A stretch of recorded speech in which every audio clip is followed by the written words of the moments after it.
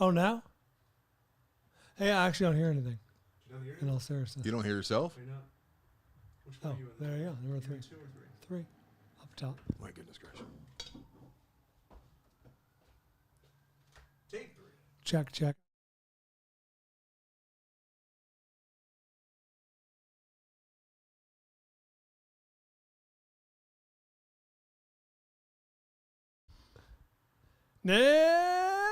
Bib up. Welcome everyone to the Film Vault. That's Anders. I'm Bryan Bishop, our host for today.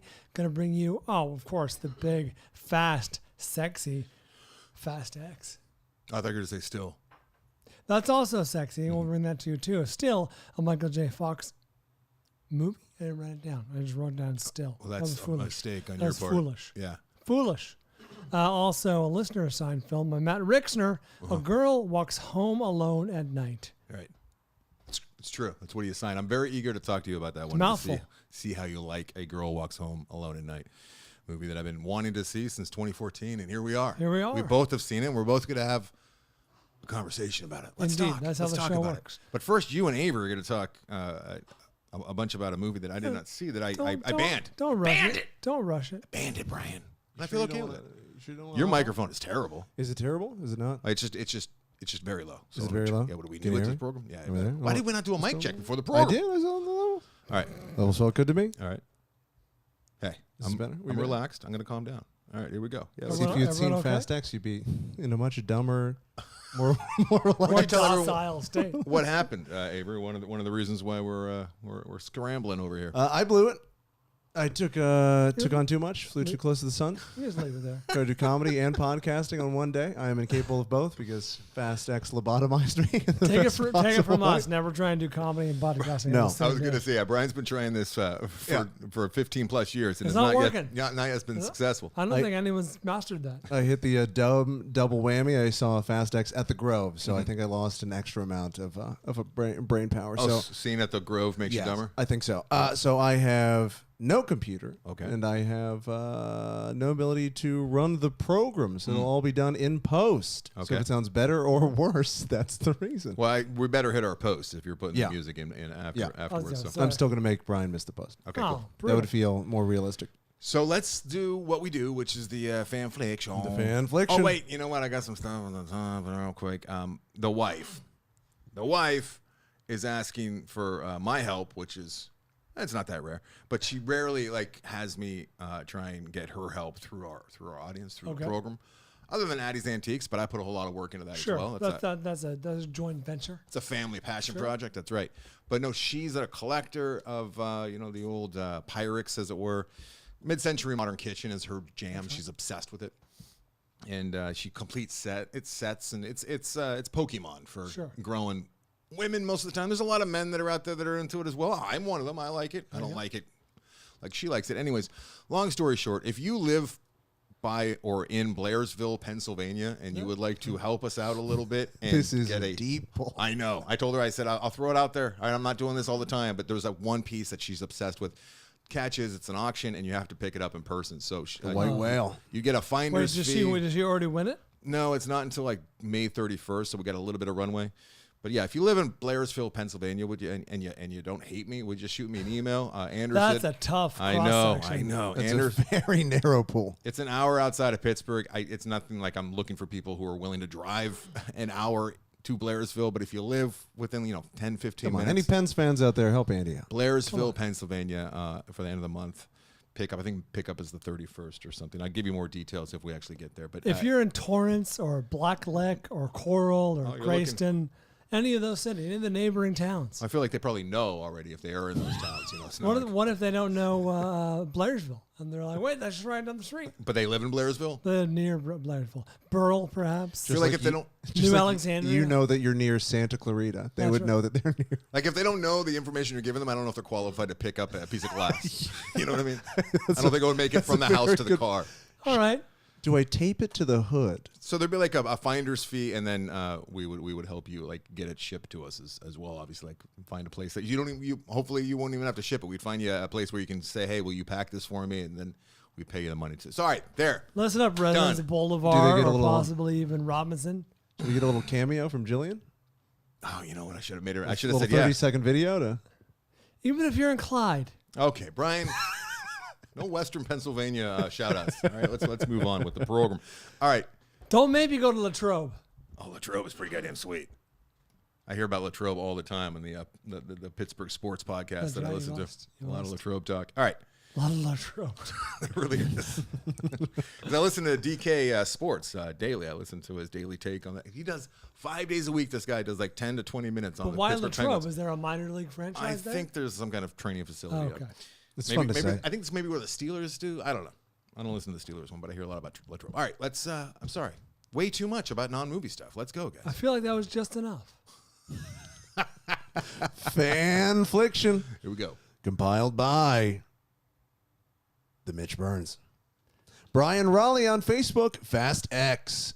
Great to see the series get back to hyper-realistic physics and well-written dialogue. I had to check and make sure I didn't accidentally walk into a screening of Oppenheimer. 5 stars. That's interesting. I felt the opposite, but I guess we'll talk about Smart, another smart Brian. David J on Reddit, Fast X. Better than the previous installment, but overall, it's only moderately entertaining action porn at this point. And I kind of thought Jason Momoa hamming it up was kind of annoying.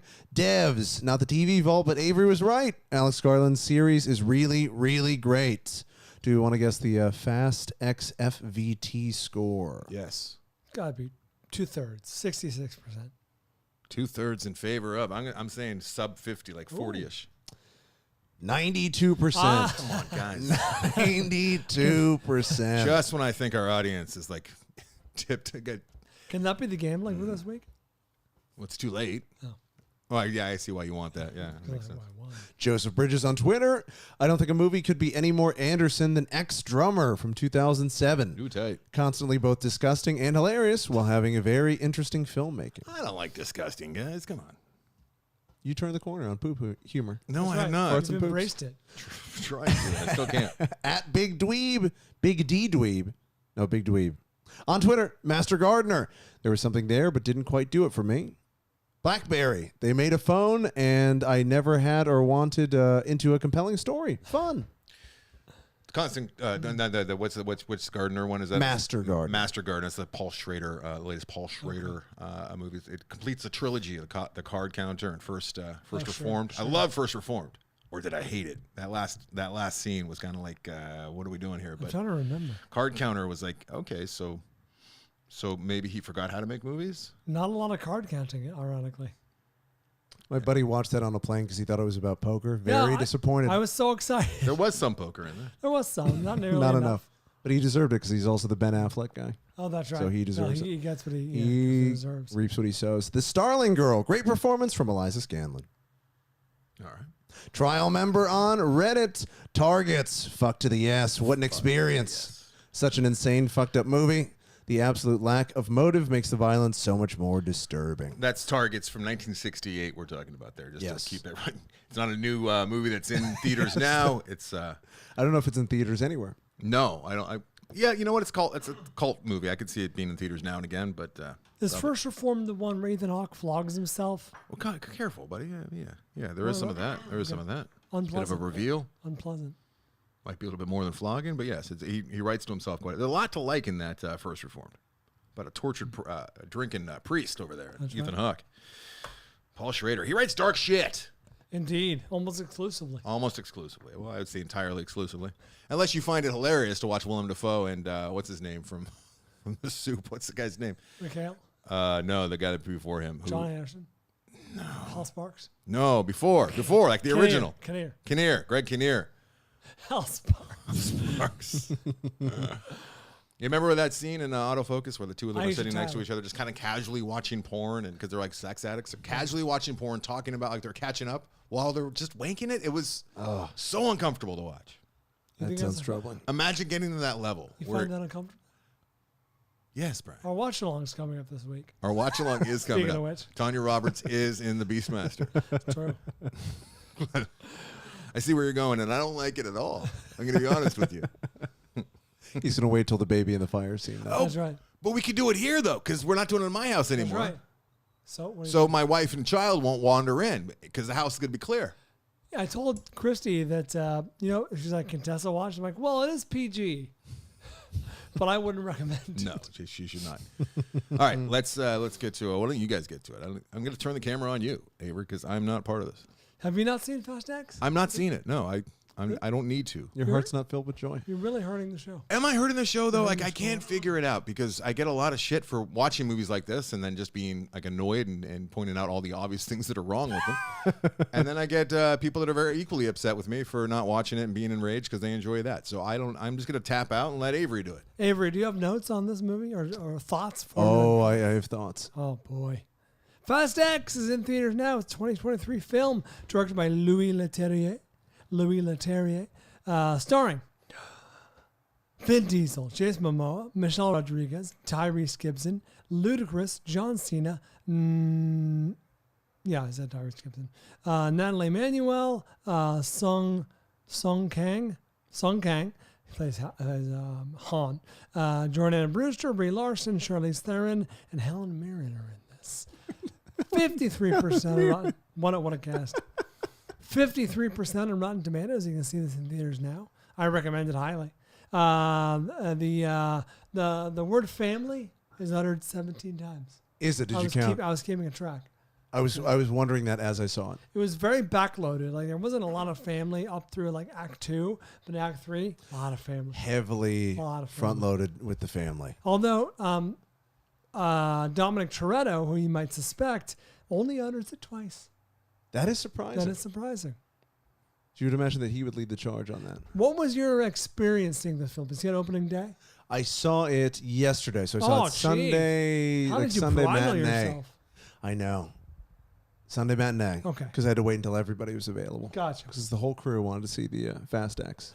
It's required viewing. Totally understand. Required viewing. Now you've seen all the Fast films. I've seen all of them. I call them films. Yep. And okay, so how does this one stack up? Where does this fall in the hierarchy? I think this one was better than 9. I agree. 8 is terrible. 8 is quite towards the bottom. A bit of a crater. Yeah, in this 8. series. I think 8 and 2 are bordering on unwatchable. I don't think you need to see them. The first one, while a bad movie, at least was like, was it 90s? Like 2001, so okay, close. So it was effectively bleed over from the 90s, but it was in that spirit of bad, over-the-top action 90s movies. And they're at least really doing stunts. Yeah. Whereas, and then they got to like, I don't know, I guess 5, 6, and 7 were kind of the sweet spot. Yes. Yeah, more or less. Yeah, I would say those so. movies like knew what they were. They knew what they were, and they leaned into the silliness and the action and the ridiculousness, jumping from building to building, all the shit, and then it kind of lost its way a tiny bit. I think this one was sort of a return to form because 8 was unwatchable. 9 was a bit of a mess. Mm-hmm. This one, I went into this nervous, thinking I might have to be done with Fast and Furious, but it pulled together enough threads because I went into this hearing that they were thinking about splitting this into 3 movies going forward, that it'll be a 3-part ender. And I went, I have no idea how the fuck they're going to do that. And then by the ending credits, I went, I'm ready for 2 more. I'm ready for it. Give me more Jason Momoa. The ending is a bit of a cliffhanger. We won't talk about too much, but they definitely don't wrap things up very neatly. In fact, I would say more is left unsolved than solved. Every single time I've left a Fast and Furious movie, I have not cared to know what's going to happen next. I've not even been able to anticipate. It doesn't matter. You watch that thing, and then they'll figure something else out. Did you stick around for the mid-credits? Yes, I did. Okay, that's exciting. But this is the first time that they've designed it that way where you go, oh, I have some idea of what'll happen next. I'm interested. Sure. Normally it's just, okay, we blew up this or outran a plane, and you go, okay, they could be done right now. A bonus scene, effectively. Okay, you mentioned Jason Momoa because for me, Momoa is worth a full star to this movie. I think so too. I did not agree with the listener who said he was doing too much. I thought without him, this movie is maybe more than 1 star worse. Yeah, it's a lot more ordinary without him. Yeah, and I thought this one brings something that is just sorely lacking. You know what I mean in the series. Yeah, where the entire time, which is making fun of itself, because I thought this was the most aware one that they've ever made. Possibly, it seemed like a lot of it they were aware at how absurd something was, just in how Jason Momoa would interact with people. Right. It seemed like they knew what was happening was absurd. So it seemed like they at least were partially in on the joke, whereas in the past, part of what's delightful is they're so serious about, driving You're a right. car through the Burj Khalifa, and you go, what? Yeah, at this point, I think only. Okay, I'm going to think about it. But I think only Vin Diesel and Michelle Rodriguez are like playing it straight. You know what I mean? Yeah. Everyone else is kind of, we know what we're doing here. After the intro action scene, and it's return to family, and I found that 10 minutes to be violently unwatchable. It was Violently, and then it caused pain within you, or that you wanted to cause pain I wanted to leave my body. I was just thinking of Anderson watching above me his body. watch this movie and losing respect for me, because it was just them two acting with each other, Michelle Rodriguez and Vin Diesel, just sharing this like love scene, and we want to be parents. It was just the most painful thing. They were trying to play in love, and it was just hard. It was just tough to watch. horrendous. But then a real actor enters the scene, Charlize Theron, and you go, "Oh, there's real actors in this. Thank God." But doesn't that make it even worse? Like when somebody's kind of heavy, and then like somebody morbidly obese comes in, it's like, oh, they're not heavy at all. Like, you know what I mean? That's kind of a negative. But it helps because then swiftly they never put those two like just on screen on their own again. So usually one of them is being buoyed by a very good actor. They went to great lengths to separate them. Yeah, which really helps Like it the go. keymaster and the gatekeeper. Yeah, I'm almost embarrassed at how delighted I was by this movie. I was open mouthed laughing throughout most of this. So Momoa, like we said, is worth a full star by himself. He was kind of a throwback to like the James Bond villains of like the Roger Moore era. You know, it's over the top and silly, with but a little also, Javier Bardem from Yeah. Skyfall. If he was a little more Suicide Squad-y almost. yeah, Anderson Momoa is doing kind of like a. I saw the trailer. Yeah, but did I don't know if he shines through in the trailer. I don't think he does at all. He just seems like big, tough Jason Momoa. And once you get into the movie, he's playing a flamboyant, almost swishy version of like a tough, he's menacing, but he's also very, how would you describe? It felt very Suicide Squad to me in terms of the humor and how flamboyant he was, and just almost like a male Harley Quinn in some sense. Yes, I 100% right, because I thought about Ewan McGregor from Birds of Prey. Yeah. Almost effeminate, you know what I mean? Yeah. But also menacing at the same time. And would go in and out of it. Yeah. Part he'd be fucking with you, and then he would be scary. I enjoyed Momoa's performance completely. I mean, you go back to Kindergarten Cop, and like that was done by Alabama, like Tice. Remember, like I'm trying to get a manicure. Like he was like the bad guy in that. He was the guy that played Buddy Revell. Right, he was kind of erudite. Yeah, what is that? But the manscaping that goes on, and like there's Metrosexual. Metrosexual, that kind of thing was happening. Yes, very, very much so. He's got painted nails. He's got hair ties and scrunchies and. He's jewelry. even like kind of like swishing at one point. Yes, you and get the sense that it was written that way, or he kind of created it, and just because I the got kid the was sense given. I don't know. I thought maybe he. I think a little wanted of both. An interesting take on the character. So it works for you guys, and you like this. Yes, Yeah, I enjoy it. Because I mean, Absolutely. our listener said that it was horrible. Well, the first one said he thought he wanted Oppenheimer. No, but about Momoa specifically. Oh, yeah, I fully disagree with that. Okay. Yeah, I enjoyed it. I think It worked he for was me. I think it was the best part. It was being in this movie because it wouldn't work in Mission Impossible. You know what I mean? I mean, wildly distracting. None of this would work in Mission Impossible. I do Very little of this. It did feel more like it was a return to the roots. I enjoyed the cast. I enjoyed the action scenes, and I do think they lived up to, because my whole thing was, where are they going to go after they drove a car into space? Right. And I feel like they managed to find a way to sort of reboot. Yeah, make it palatable. Okay, so Yeah. Brian, I know you're like, this is gonna be enjoyable popcorn movie. I'm all in. Let's go. It'll No, I knock out wasn't an all in. assignment. I was no, nervous. you were not upset by having to see this for the show. You walked in. Yeah, you see what I'm saying? You weren't like, oh, Far Chris. from Like the way I would. It's not that I'm exhausted by the ends of movies like this, right? And I just feel like I could probably. Now this is not a great week for this to happen because it was a very, like, you love to say short week, but it really was a very short Actually week. was. Somebody like who was kind of like a titan in my life died last month, and his memorial was this weekend, so I was gone all weekend. So it was really a short week. It was hard to see movies. And this would not have helped. Normally, what I would do with this 2 hour and 21 minute just abomination, which I'm assuming it is, I would watch a harder to find like forgotten movie or something and try and shine a light on that. You know what I mean? Yes. To kind of, but I'm not able to do that this week, so I apologize. But I will be doing that as I ban movies moving forward. I can tell you with 100% sincerity, it's not Abomination. It's a 3-star movie. It's, wait for it, fun. Very high on the fun scale. Okay, so I want to ask this guy over here, though. Yes. Avery, what makes you like... Now, is it like, I can't believe people take this seriously, so that's what makes it funny? Is it funny No, that it anyone exists? does. Jason Momoa was out and out. No, there's funny. people out there that take this whole franchise very... and will want to fight you. There if you definitely talk are. shit about There it. definitely, All right. there definitely are. I think There's I've, people listening right now who want to like well, I punch me think right in I've the said mouth. this before on the program. I saw Fast. I think it was Fast 5. Saw it opening weekend in Fresno, California, and it's the closest I'll come to seeing Star Wars opening weekend in the 70s. Yeah. It felt like there was like an hour-long line to get in because this is before reserved seating, and people were just in the theater watching this like it was gospel. Yeah. Like it was the final installment of Lord of the Rings. Very Where dangerous, it was- very dangerous parking lot oh, yeah. on the way out. Yeah, just donuts. Yeah, linger in the lobby for a while. Ghost riding. It was like watching a Pentecostal church where everyone's Yeah. just speaking in tongues and fucking. So no, people do take it seriously, but I like it because it's one of the few dumb franchises where I can turn off my brain and find joy. It's what I imagine Bryan gets out of Transformers. No, I was no, just, no. I was He just turns it about on. to say, how dare you? It's what I wish Transformers was a little more self-aware, a little smarter, a little sillier, and instead Transformers is just like a mess that's hard to follow. Whereas the Fast and the Furious movies, the good ones, when they know what they're doing, like are that, you know what I mean? The best example, they're like really good taffy. You know, they're the best It's- example yeah. of candy.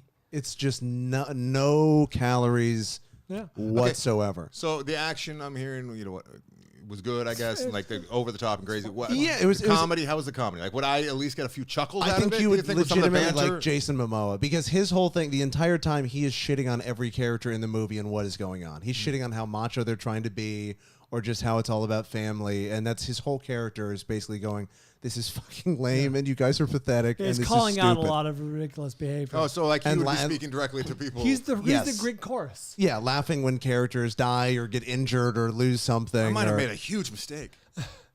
Because he is, yeah, he's very much so just laughing at their He's a misfortune. very self-aware villain. Okay, all right. He was the most enjoyable part, far and away. That for does me. not come through in the trailer at all. It comes through as like here No, comes I was here surprised. comes another badass. And that's what I was worried about because, you know me, I avoid trailers at all costs. I thought he was just going to be this gruff. All right, Yeah, it's Jason completely. Momoa. Cal Completely. Drogo's going to come out and be gruff, and he'll All right, cool. pull out some giant knife and cut some people. Yeah, and here comes race and- Aquaman, giant, Yeah. muscle-bound, whatever. And So it's I it's mean, not that. I know I'm being insulting, especially to like the three people who actually do love this and take it seriously. I think there's probably three of you Yeah. guys listening right now. Hopefully you're not in the same place because when you guys get together, it's danger. It's Yeah. dangerous. It's very dangerous when you guys There's a black hole of start intelligence. storming the Capitol again. Stop it. Starts pulling in objects with a lack of. But it's almost like one of those things like The Simpsons where they get like a couple different types of writers in the room. Like, all right, you're going to write for like really small children Yes. and let them laugh. See, I'm being very insulting. I understand. really are. And then over here, like you're going to write for this other like segment of the audience that might have been dragged there by their friends or they think they should be seeing it or There was something in God, I'm there for insulting. everybody. I apologize. It's certainly, it's not. to no one. The And I last thing stand it by what I is said. is boring. I was not bored with this movie for a second, with the exception of the abortion, which was the first 10 minutes. Okay. Beyond that, I was 'Cause I get bored with action tremendously. movies easily, as you know. So I didn't want to. They kept it going. All right. I will say I caught myself on the verge of getting dusty at one point. I can't remember what it was specifically. It was Right. something. There was actual dust in the theater. It was something painfully stupid, and I caught myself and just in my brain went, "No, I'm not letting you have this one." Do you know where the dust came from? Like where that may have been coined? No. I just saw a movie from 1943, I think, and she actually says like, "There's some dust in here." She's Yeah, in a car. it's how like people would try and write off not. But it crying. was dust a lot, Yeah. and they'd say that like way back. Okay, interesting. You almost cried. Okay, that's yeah, good. and I had to shut it down. 'cause There's I so went, many reasons "No, why I no." wanted to fire you this week for numerous. I mean, you're only going to be here for like half of this show. You're not going to be here for the next show. I'll be here for the show.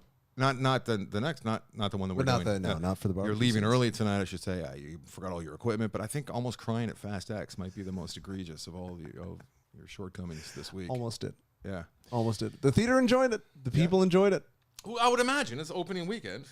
You know, very few people who are not gung-ho about this movie are showing up opening weekend. I don't think if you're not already into Fast and Furious, I don't think this is the one you need to jump in on. This isn't the one that's going to sell you on it. But if you are somebody who has liked movies in the franchise and you maybe weren't sold on 8 or 9, I think this is definitely worth seeing and jumping back in. Yeah, this is it's funny because it's so steeped. Like they do. What's his fuck? Paul Walker's in this movie. Right, like he's in a few early scenes. I didn't look into the technology, but he's in there. So it does rely heavily on backstory, but at the same time, I don't see anyone couldn't just jump in and enjoy this. Yeah. I enjoyed it more than I should have. I've seen 1 and I've seen parts of 7, and I'm good. Well, those are good ones to see. Yeah, one was good. Yeah, I enjoyed good. 1. No, I just He was also like 10 when it came out, I think. That's true. Yeah, I've seen it recently again, though. It's got good stunts in it. It's the only one that's actually about street racing. Yeah, I mean, it all started in a Before kind it of a jumps real the shark, place, but yeah. that made it even more cringy, I think. At least now they're pretending, right? You don't like shirtless dudes fighting about tuna sandwiches? I just can't take a machismo, especially when it's like done with like real earnest. Like That's why this one is much better with it. Any machismo like this is swiftly lampooned and made fun it's of. lampshaded. earnest machismo is just one of my least favorite things too. So that like I that do guy. think, that I do enjoy. Ironically, in the previous ones, where there is much more of "you're my brother" and do the forearm grabbing and that I do. That It's does funny because like no one delight me. It's as though Vin Diesel didn't read the whole script and no one told him what the movie was because he's still playing the same Dom Toretto, but everyone around him. Well, they switched directors midway through filming, is what I was hearing. So, and the new guy who stepped in they called him 2 days later. He's on set and he's writing in pages, like he's working on the script That as happens, they're I going. think, more often than a lot of people know. But it was miraculous to me that it was as knowing that it was as coherent as it was, You're and right. that they pulled all these threads We together. probably should mention that yes, like Avery said, they changed directors halfway through. Justin Lindley just like walked away. Or I thought he was maybe fired by Vin Diesel. I don't know. I think Vin would like to have you believe that, but I think the director was like, "Fuck this! This is not worth my time." Yeah. Anyway, either way, Where would you draw that conclusion? stuff I've read. He's an You know insider. what Giovanni's You're work- reading articles about Giovanni's this? working on an email right now. Why? No, he's not a fast texter. Why are you reading articles about this movie, Bryan? The production was interesting. The way the director was Fired? departed halfway through, Quit. and I was expecting a mess. I was expecting this will be on the level 8, of honestly, just incoherent. Yeah, exactly, and Like it what wasn't that. Bohemian Rhapsody That's it exactly sounded like what it was I going about to be. say. Yeah. That's exactly what I was about to say. Yeah, it wasn't that. It was a competent popcorn, fun movie. Yeah, honestly, one of the better Fast and Furiouses, I would say. I would say it's in the top 50%. It's one of the better Fast and Furious. Yeah, Yeah, I would agree. Fast and Furious. that's plural, Yeah. like octopus. Very Is it? excited. How do you say octopus, plural? I was told octopi. No, it's not. Oh, it's not? It's octopuses. Oh. Yeah. I learned that on Last Week Tonight, though. So, I mean, don't give me credit. I learned that on. But a lot of smart people, myself included, or people who think they're trying to be smart, will say octopus or octopi. You're That's wrong. what I thought it was. Unless John Oliver's playing a trick on all of us. Did we did not fact check sway you in any way to see this movie? Oh, no, You'll be not even seeing a little this. bit. Would you dip in briefly if it's on streaming just to see Jason Momoa? Just spot I'm kind check of curious it. to see like what Just to his. spot check it. I would like to see like maybe a fun scene where he like really like nails it and chooses scenery. Sure, but There was a Skips. very morbid scene in the middle that I was surprised by that they went there. With the Weekend at Bernie situation. Yes, that was surprised. It worked for me, but that was It surprising that worked they for were me going as to well, go but there. I was initially confused. I was like, "Wait, is he?" Well, you're is always this-" confused. I am, but especially here because it was so out of place for these type of movies. I was like, "Is that what I think it is?" I'm like, "Oh, yes, it is." And it worked, but I went, wow, that's pretty dark for this franchise. so there's a strange tone shift in the movie.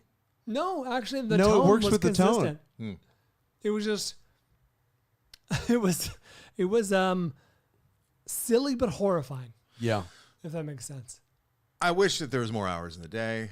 I wish that the one thing that I think I would get out of this movie is just going because for it to be an event and being in the theater with a bunch of people. But at the same time, I think I'd be very uncomfortable and upset with people enjoying themselves so much because I am a bit of a misanthrope at times. And Yes.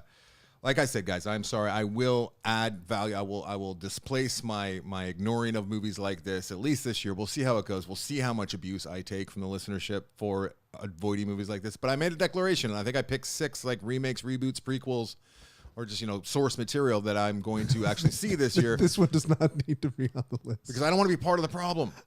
And I feel like I'm still standing by and being part of the problem as we spend the first 25 minutes of the show talking about Well, it must this. be commented on. Oh, of course. Sure. Yeah. But I mean, It's in the zeitgeist. it's being talked about a lot.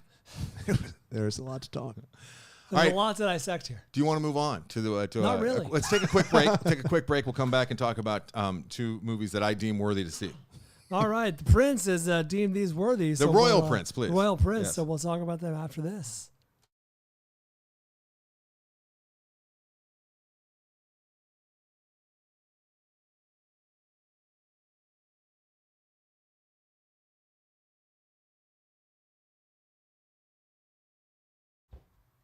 All right, we're back. Anderson, what do you want to talk about first? Do you want to talk about Still, a Michael J. Fox movie, or A Girl Walks Home Alone? Let's talk A Girl Walks Home Alone at Night. Let's get this one in the middle of the program here, and I can because I am anticipating. I'm wondering how you took this movie. So why don't you take it away? A Girl Walk. Well, tell us the assigner first, Matt. Matt Rixner, There you and I talked to Matt today. Matt and I have talked a number of times over the years. He's been Matt, I'm sorry supporting- if I may interrupt. I'm sorry. I don't mean to disrespect you by forgetting your name. Avery, one of his many fuck-ups this week is not putting the name on your notes. Still, the worst is Almost Crying at Fast X. That is true. Maybe it is the worst, but I Matt, still blame Fast X for my mental lapse this week. I might not be the same ever again. I think this is the 6th movie Matt has assigned us. He also assigned us RKO 281, which, if you recall, we both really enjoyed that one. Indeed. Mickey and Nikki, even though it looks like it's spelled Mikey and Nikki. Is that the one on the train? No. No.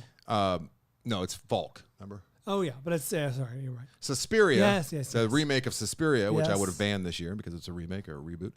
He assigned us that one, as well as Dark Passage, which was the Bogart McCall movie. That's It was right. the last movie he assigned us, and now he assigned us A Girl Walks Home Alone at Night. I also let Matt know that I would be doing full disclosure. There's another supporter of the program, Nick Eats Cake. Many of us have heard his name. He's a supporter and a contributor to the program, and he assigned us A Girl Walks Home Alone at Night a while ago. Oh. But there's a lot of back and forth. Things got confused. I'm the guy who keeps track of all this stuff, and something got lost in translation, and I thought that he had changed that pick. So this is one of Nick Eats Cake's favorite movies of all time. So he's like, I don't need credit. It's Matt's pick, but he was very disappointed and sad. So but it's Matt's pick, and I got to talk to Matt about it for a while earlier today. So why don't you take it away? It's a very particular type of movie. Indeed it is. A Girl Walks Home Alone at Night is a 2014 film directed by Anna Lily Amirpour. 96% on Rotten Tomatoes. You can rent this across multiple platforms. This You is... can watch it on Hoopla as well if you have Oh, is Hoopla. that And I good? think Canopy as well. this is Iranian, right? It's an Iranian-made film, there yes. you Well, she's an Iranian. Right, but it's spoken in Armenian. Yeah. It's American subtitle, English subtitles. American. That's right. Where do I start with this movie? It's in black and white. Yeah. Honestly, the black and white at first I found eerie because this is a vampire movie. It's a movie about a vampire who terrorizes certain individuals. Yeah, I mean, I guess there's no getting around it, but I didn't know it was about a vampire. I When didn't I know either. first started hearing, like in probably 2014, 2015, like, oh, you haven't seen A Girl Walks Home Alone at Night? As you imagine, I got a bunch of emails and friends who love movies, and I've been told to watch this movie since it came out, and here we are, we're finally watching it. Now, all these years later, I still have not even read the log line on IMDb, which says it explicitly that she's a vampire. The fact that I didn't know that got a jump scare out of me when watching her first expose her teeth, and I was not prepared. And I don't know if it got you, but it got me. So I jumped. I legitimately jumped on my couch, which is rare. The movie's black and white, like Bryan says. It takes place in some place called Bad City, which is supposed to be a small ghost town in Iran. And it's very, very limited characters, limited extras, unless they're dead bodies, which is one shot, which was phenomenal. And it's all about tone. And I use the term tone poem sparingly because I usually avoid movies that are tone poems. A Ghost Story is the best example I can think of a tone poem, and it absolutely worked for me. Most of the time, tone poem movies, they just don't. Bumblebee probably is a good example. Not a tone poem at all. No, I feel like you need to I just threw it out there. revisit No, the I don't know what it definition. is. I don't know what that Tone word poem means. is all about vibe and sound and vibe essentially, right? And mood. And they get away with a lot of tone poem movies. Real steel. No. It's very different than that. They get away with a lot of just like long takes of characters doing very little, and we're supposed to be like accessing their like inner thoughts, but we don't actually hear any inner thoughts. I want information. I can dream about what I don't need the tone poem. The tone poem, it's indie porn as well, which is a term True. that gets my buddy Eric Holmes loves to talk about indie porn over on Cinema Dicks. But this was all of those things, but it really worked for me. I really, really enjoyed this one. Well, I'm going to agree with everything you said, but I'm going to give this movie even more credit. Okay, great. More than being a tone poem, which it is, the cinematography is fantastic. It is really, really inventive. It's black and white. It looks fantastic. Initially, I was like, oh, the black and white adds to the eeriness and the creepiness. And I get, there is a lot of walking home alone at night, being followed, whatever. And it's all eerie and off-putting. But the cinematography is quite beautiful. Most tone poem movies, I'm bored. I'm like looking at my watch going, okay, I know they want me to be thinking something here. I'm trying to think something, but I'm not. Maybe I'm just too obtuse. I'm not accessing this movie. This one, I was into it. The soundscape helps you get there. I should also say that it's kind of set loosely in the mid 90s as far as I could tell, as far as the TVs that were represented. That's interesting. The flip phones, Yeah. and the music choices. And there's some great music choices. The camera is locked down where the characters are just kind of moving around in that space, but it's done. I hope I'm not scaring anyone. We're not scaring people away with this because it's done in a way that's very effective. She also is directing music videos, which you could see. I'm sure she's directing commercials. She's done some other features that haven't played as well as this one. Early on, you realize that it's not the movie you might think it is going in knowing that it's an Iranian film because one of the first characters you see is a drug dealer who there's no denying the fact that he was modeled after Ninja from D. Antwoord. There's no denying. He has a big SEX tattooed on his neck, so you know what this guy's all about. His mustache is goddamn sweet. I love that dude's vibe, and I don't know if there are men walking around that look like him in Iran. I know Iran used to have a whole different There are in culture. Fast X, I'll tell you that. And Fast X takes place in Iran? No, but there's dudes who All right, fit that I description. feel like Fast X got its place. I think we need to talk about it some more. I had some more questions your though, interest is piqued. during the break. I had some more questions about Fast X, but they've waned. I think your interest is piqued. What else did I want to say about this? A lot of fingers and mouths. Yes, there are. That's just an observation. There are fingers and mouths, and you have not seen Bones and All, which came out last year, and then also you can't watch this one without thinking a little about Let the Right One In. Sure. It's Because she befriends our main character. I like this movie quite a bit. Almost love this movie. It's a solid like 4.5 It's also kind of a star revenge movie. It is a bit of a revenge movie. There's a lot of things that I just have such an appreciation for with this movie that just wouldn't work. You wouldn't think they would work. There's a scene where she's standing on a skateboard against a wall, and it's a good 60 to 90 second clip. It's like, what am I looking at here? But you're loving looking at it. The Amazon description says, I think it starts with like, a town is besieged by a skateboarding vampire. I'm like, I don't want to see this fucking movie. No, that makes it That is sound not awesome. accurate. That is not what this movie is It's much more about. accurate than what I thought it was going to be about. Because I Yeah, really but- knew nothing about it. But to your point, which I agree with, if you described all the elements of this movie, it would sound bad. Yeah. Like if you're like, oh, there's vampires, she skateboards, and it's black and white, and it's an It Iranian. sounds like indie porn, which it is, but it sounds like a different kind of indie porn, right? Yeah, I have no interest. And the director, she actually is a skateboarder, so that was actually her skateboarding in some of those shots because the lead actors couldn't really skate, I guess. But you know where they shot this? Out here, right? Look at him, he panicked. I know this. I read this on the Wikipedia. They shot it in Taft and Bakersfield. Yeah. Oh. Yeah. It's bad when you're... Never mind. Huh? I knew where you were going. We need a town to stand in for... Never mind. For Iran. Yeah, there's some desolate, fucking sandy wasteland. I foolishly was watching it thinking, wow, there's some really Western looking spots in Iran, I guess. And then the more I was watching, I'm like, I don't know. And then I knew that Buck Owens poster. What's going I knew that even the car, everything is like cool. It's like Dwight French. Yoakam? It's got a real French New Wave vibe to it for sure. And I think the director. I wish that she had some other bangers on her IMDb. I am really interested to see some of her other movies that weren't as well received, but I like this one quite a bit. Yeah, it's very well made. And I think that I was talking to Matt earlier today. It seems like the kind of movie. Oh, tell me, what did Matt say? I was talking to him about how you might have hated this like 10 years ago, 12 years ago, but I think that you've kind of learned to appreciate movies like this a little bit more, because for a while there, like if they didn't have robots that were killing things, then you were out. Remember? There were almost no transforming robots in this film. Almost none. It's bereft of robots. Oh, I'm coming off like such a movie snob on this episode, more than usual, which says a lot. Hey guys, if this is your first episode listening, don't do it. Don't do what? Don't listen. Just turn it off you now. You should continue listening, because you're still going to get some good tips, like check out this Girl Walks Home Alone at Night. It's worth the price of admission for most of you, I would think. I think most people who like movies, right? Yeah, I enjoyed this. So especially, I mean, it's a self-select example. It's a black and white Iranian language film, so that's going to weed out a certain number of people. But if that sounds appealing to you, but you you're know in. Where our service comes in here, and yes, the show is a service, is like that sounds like a barrier to entry. We're here to tell you that it's not. Yeah, this is the most accessible Iranian black and white film you'll ever see. There's truth in that statement. But did you find yourself pausing it to see if that sound that you were hearing throughout the various sounds that you were hearing was coming from like somewhere in your neighborhood or from the movie? No, because I had headphones on. Okay, because there was some soundscaping here that was really good, really and subtle. And I'm like, this is kind of reminded me of Irreversible. A little bit. Yeah, there's definitely some elements of Irreversible in the nauseating way. No, but in the affecting way. Just not negatively affecting. Maybe making you a little uneasy, but that was the whole point, right? Indeed.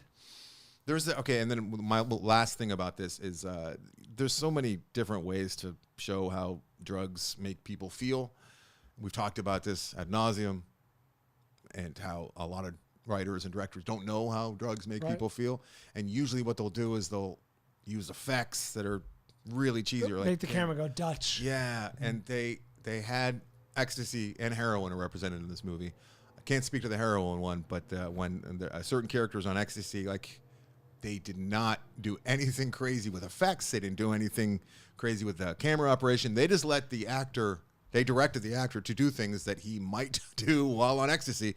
And I feel like it was spot on. Okay. And I appreciated how they didn't overdo that. If that's important to you, you're in luck. It is important I just don't like to see like, oh, we're going to do a crazy drug sequence here, Danny Boyle. What?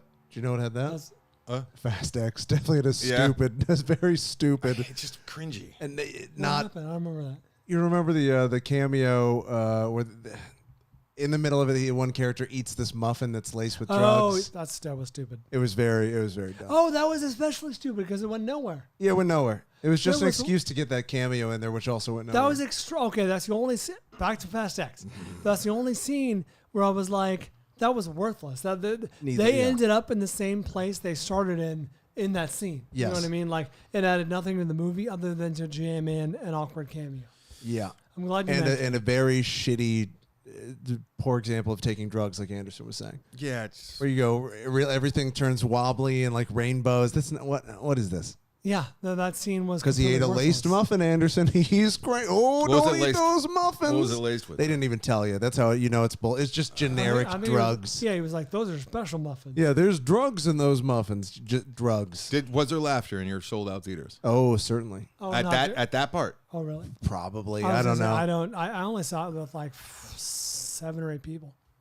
Oh, really? It was a 10 a.m. one. As Avery pointed out. No, not a 10 a.m. It's not a 10 a.m. Fast and Furious crew. It is a weekend afternoon or at quitting night. time. Yeah, quitting time. The working man. All right. It's a blue-collar film. We both recommend A Girl Walks Home. Yeah, that was a solid assignment. Thank you for that. And I'll forever associate it closely with Matt Rixner. Sorry, At Nick. the expense of all others. I'm sorry, Nick. Yes. Okay. Moving forward. Yes. There's a film you teased last week, I think. Still a Michael J. Fox movie. 2023 film directed by Davis Guggenheim. He's the director of Inconvenient Truth, right? Mm-hmm. I didn't write it down, but I do remember that. 99% on Rotten Tomatoes. This is streaming on Apple TV+. A little critic proof. Mm-hmm. A little critic proof. Mm-hmm. I agree. Good luck giving this a bad review. I think it's just like viewer proof as well. Like you'd have to be kind of an a-hole. I mean, I could pick some What hits is with this viewer movie proof? for sure. I mean, like, who's going to watch this movie? Who's going to sit down and watch this movie and get on their phone with their friend and be like, don't watch that still about Michael J. Fox. It's I'll terrible. tell you what a real downer it is. That prick, avoid it. Yeah. So, Anderson, I think you talked about how inventive the filmmaking was, and that really was. The movie has two things going for it. Two pillars. Michael J. Fox, compelling story, compelling actor, likable guy, all that stuff. His health journey is really interesting. And then the filmmaking is inventive, to say the least. Like I have not seen too many documentaries like this. The only one that I can think of is Room 237, which It's not like this.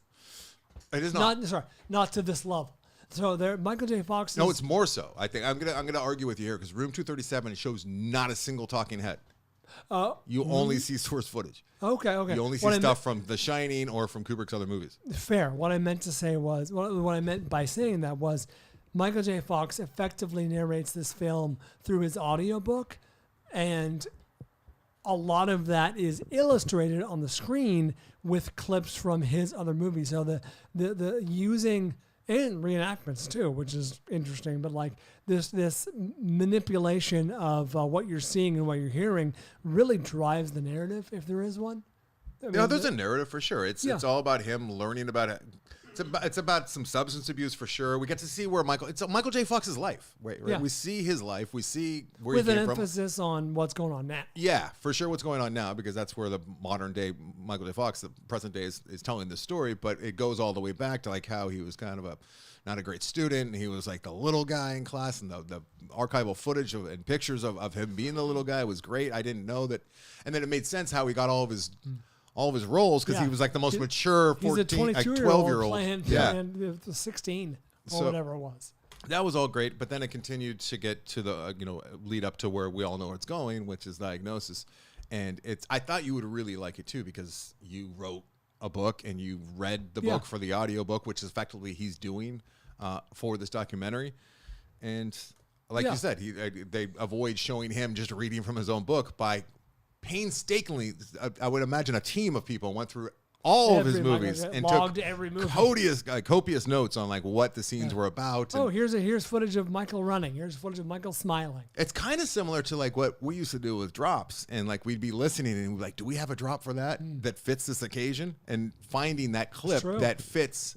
And I wonder how many clips how many excerpts from his book they chose specifically because they had a very. Or how many excerpts they scrapped because they couldn't find something to go with it. Yeah, perhaps. Interesting. So either way, it's touching. But I'm saying this specifically is unlike any mainstream documentary I've ever seen. Room 237 comes the closest, but yeah, it's inventive. Yeah, I liked it. Do you want to pick some nits? I mean, I don't even know if I need to. Do you think it'll be up for Oscars? I could see that. I could see it, but also no. Was Gleason up for anything? Because I mean, that's one of the. That's the gold standard. Mr. Rogers was though. Mr. Rogers was, but Mr. Rogers was like a life-changing documentary. Like Mr. Rogers was like my favorite movie of that 2-year period or something. It was. This is phenomenal. Very good. I can't see a scenario. Won't you be my neighbor, Bryan? Was that Mr. the Rogers. movie or was that the documentary? It was the documentary. Okay. Oh, I forgot they made a movie. That's right, Tom Hanks. See, Why now I was gotta that- look it up. I'm pretty sure. Why was that made? For the same reason that like Fast was made. Like people don't know what they want. That's not true. I can't think of too much of movies. Also, for the same reason they made a live-action Little Mermaid. Yeah, Won't You Be My Neighbor is the documentary. Okay. 2018. This was very Mr. Rogers' Neighborhood. I think was the movie. This is very good. I don't see a scenario where this makes my top 5 at the end of the year. Yeah, well, okay, so what are the problems with it? I mean, it's very inventive. It's a touching story. It's a remarkable access to the actor himself. I don't know. What nits do you want to pick? I mean, it's not Gleason.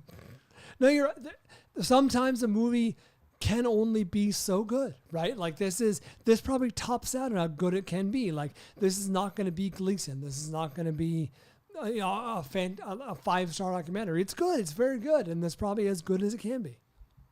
It's a heartbreaking crowd pleaser. It makes sense. Yeah. Yeah. One of the most distracting things about it, and I guess I am going to be picking nits here, and I'm sitting across from you. Do you think he had somebody writing that with him?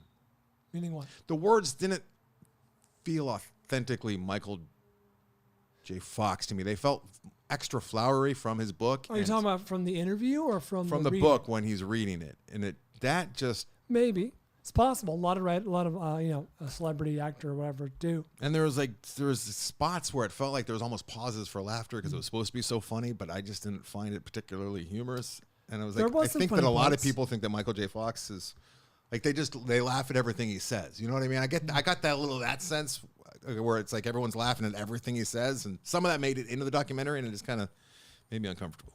He's also funny and self-deprecating, so I mean, he is.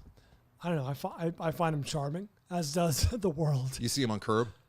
Oh, that's great. Oh, but I saw So the good. clip. Yeah. So good. Yeah, he's in the. You shake this whole up. episode. Parkinson's.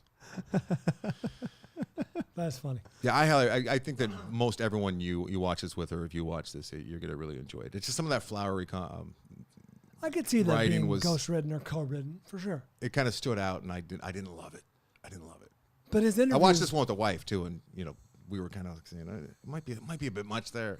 It was bothering the two of us, but maybe we're both misanthropes. I don't know.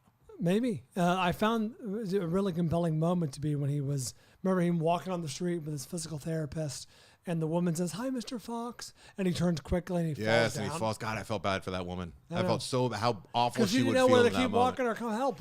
Jillian, we were watching it, and she's like, "Why can't he slow down?" Because like her dad's, got some stability I thought the issues, same thing. and I was thinking about you too. And like, and Jillian kept saying, just people like that, they just need to slow down. They gotta. But I'm like, in fairness to Michael J. Fox, so like he always was kind of like skipping Yeah. through life. Yeah. Like that's Exactly. just who he is. Like he doesn't slow down. I don't think so. Why should he now?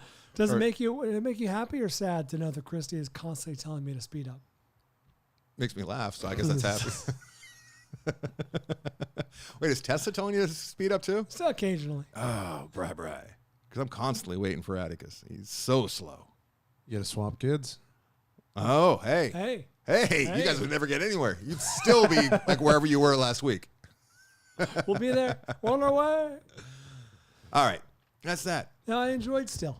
Again, some movies are just as good as they are. You Yeah. know, like it's not like it fell short anyway. It's just that's the movie. I could see this being up for best documentary. Really? I could. I mean, it quality wise, it's probably worthy. You know what? Honestly, it's like it depends on what happens in the world a little bit too in between now and like say October. Like, is some other documentary going to come out that's more applicable to whatever strife is happening? You know, like. So What if Michael J. Fox died in like next month? don't put that out there. What's the matter with you? I'm just saying. This I'm already movie picking nits going, he's not as funny as everyone makes him out to be. And I don't believe that he wrote his book. Like, Wow, what are we doing? That's really mean. What the fuck are we doing? For the It'd be better record, if he wrote his own book and he was dead. That's what the film for the called. It'd be record, better if he wrote his own book and he was funnier. For the record, I would like him to live. If you have not seen this and you watch it, don't let any of that bother you. It's good. There's plenty. I do think the most impressive. This might be the worst thing that I've said so far. Let's hear it. Not as bad as me crying. The most impressive thing in why are we doing this? You tell me. And still, a Michael J. Fox movie are the edits that they found that go along with the reading from his book. More as far as sitting down and watching the movie, I was more impressed with that than actually him. No, that's just like obviously in the real world, yes, like him overcoming some of these things and staying at it. But in real time, while sitting and watching it, I was more moved, I guess, by the filmmakers being able to put that together. By the craftsmanship and the emotion. The craftsmanship than him overcoming some of this stuff and dealing with it, which I guess is a problem with the movie, not me. You know what I mean? Like I shouldn't be more impressed with the craftsmanship of the movie than I am with his own personal journey. But I was more impressed with edits. And yet here we are. No, you can't imagine what that guy's going through. But when you got Gleason as the gold standard, you can't. All right. Oh, I wish we didn't talk about that movie now. It's a good movie. We're also comparing a little bit apples to oranges because Gleason is a good comp. Gleason follows Steve Gleason through the toughest times of his life, whereas this is very much looking back, I would imagine. Yeah, it's a retrospect. On some very tough times. You know Yeah, what I it'd probably mean? be different if this was right when he got the diagnosis. Exactly. Yeah. Like at this point when they made the movie, he's lived with it, he's accepted it, he's embraced it. His family has, like, they're all good, right? Like Bryan, he doesn't even care anymore. I don't even give a shit. Yeah, I thought about you a lot, and I think a lot of listeners who might watch this might think of you as well. Speaking of which, how's everything? Everything's good? Somebody was just telling me about how you let everyone know on the Corolla show about Tessa, like how you broke the news. You didn't know that? I didn't know that, no. How would I know that? I don't know. What about Tessa? Like the way that he, like, well, I'll let you say it, because it was No, your you thing. just said. Evidently, like, he wanted to make an announcement. What It was all happened was- somber. Go ahead. When we found out we were pregnant, I revealed it on the air of the Corolla show, but in a very somber manner by saying, like, "Hey, I have some medical news. There's a new growth that we discovered, and we've known about it for a while, but been hesitant to tell people. But yeah, it's really caught us by whatever I said. I don't remember how I said it, but Let him down a very dark and mean path. and revealed that in fact Christy was pregnant, and it was a delightful surprise. Everyone enjoyed. You know, you upset at least a couple of people. I upset Gina Grad. Gina Grad, like, No, but we're honestly said disappointed that there was the switch. No, like, Gina I'm Grad upset that, said like, something to the effect of, like, "Oh, Jesus Christ!" Like, she thought that I was, like, gonna be dead. no, now. yeah, we get that. I'm suggesting that some people were disappointed Oh, there was right, no was left it? turn. Oh, that I you were see. making more Bishop. Yes. Oh, They were Instead of less. disappointed by the In fact. left turn. They wanted you to keep going down the path. Yes. And off the my cliff. mind didn't go there. You know, there's probably, I mean, it's a big audience. At least one or two, dare I say half a dozen. No, it makes perfect Just sense. turned it off. Just turned off the pod. It's an audience. And the world got to be a darker place. All right. Let's move on. Let's I did have some people tell me they never cried harder as when I revealed that it was in fact Tessa, and not okay. Death Crow. Who told you that? No, I'm playing your bit. Oh, okay. I thought you meant I cried with joy and you were being serious again over here. All right, let's go. I need some calories because my mind is adrift. No. Let's do this. You've been fasting? No, I'm not trying to. I just haven't had time to eat today. Let's go. Fine. I'm gonna eat one of your Tessa, one of the growth's One of the breakfast bars. One of the Yeah. bars. I'll get you a bar. of the growth I'll bars. I'll set you up with a bar. You need a bar? I'll get you a bar. Oh, you know what we didn't talk about? Real quick, going back to Blackberry, one of my favorite movies of the year, and also we talked Fools. Such a sassy man. I think it might be my favorite movie of the year so far. And Fool's Paradise. I forgot to mention that Glenn Howerton is in that. He's got a cameo in there. Right. And then I heard my friends over at Cinematics talking about, like Eric was talking about how he didn't see him in there.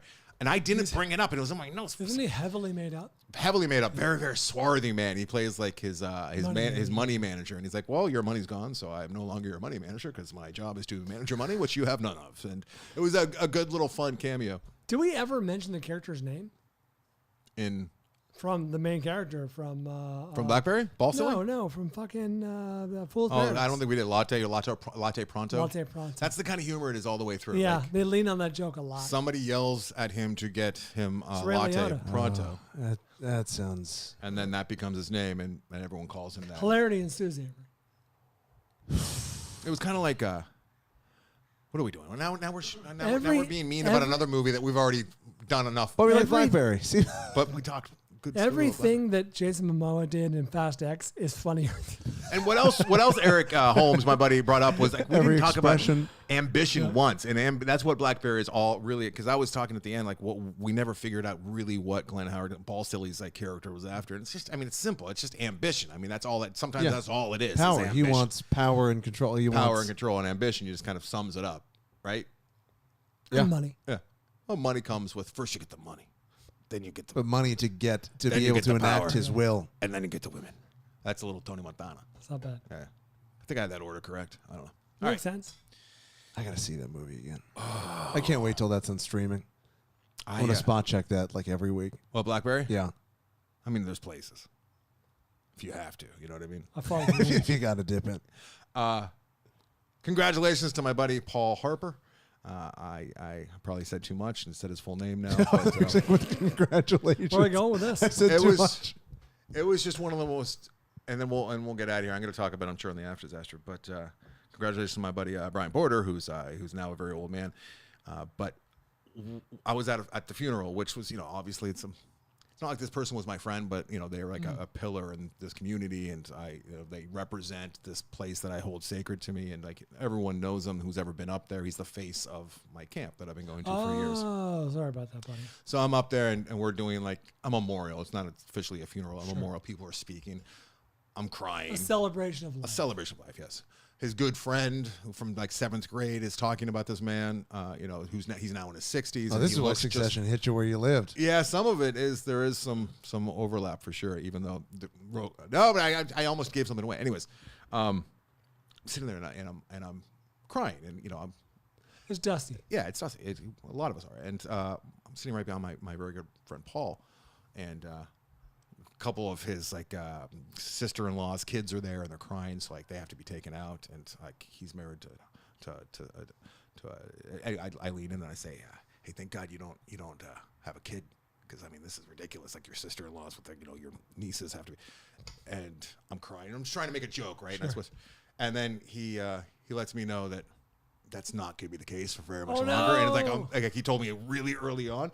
And it was the strangest thing to be so sad in that moment and then smashed in the joyful. face with such like a happy news. Yeah. 'Cause I'm so happy for those two guys. Like I hear about people getting pregnant. When I heard you were pregnant, I'm like, Jesus Christ. Well, you just heard the story. Under You were the bishop. disappointed that was the Yeah. turn. But when I found out that this, because I love it, just I'm joking with you, obviously, Brian. But when it was, I think in that moment in my entire life, I've never been so sad to only be so happy like the split second.